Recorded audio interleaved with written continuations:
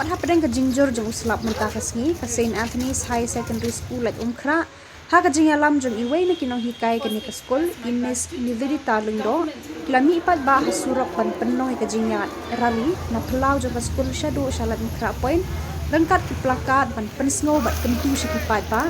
Kirang ba bat kisamla kiba kerni ka di Duma ban kenpat mardor ya Duma par sanget kloy lan ya kane ka jinglien basneo ka bakta ka jingkot jingkhia ka jonggi kane ka jingat procession jeng Khynnah kane ka Skul kalong kum shi benta ban penkre ka sni rakhe ban yale persha ya Duma ya ka ba jutep kum ka no tobacco de ka ban salong ha ka wai ka kan tau benai kane ka jingat rali kalong ru ka jing penken mawe kinong din nong pet hak dukan he bat dukan ret makim day bande kisong Duma kiba bonjat haki jaka kiba marjan ye ki Skul bat ki jaka pule bakhe.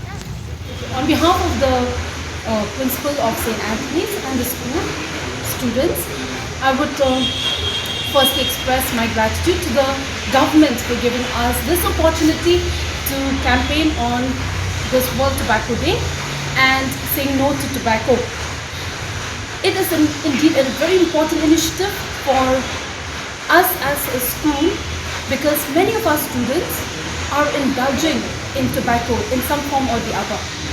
And what we feel is that we humbly request the government to make many counseling centers, especially for young children, so that they can fight this menace against tobacco.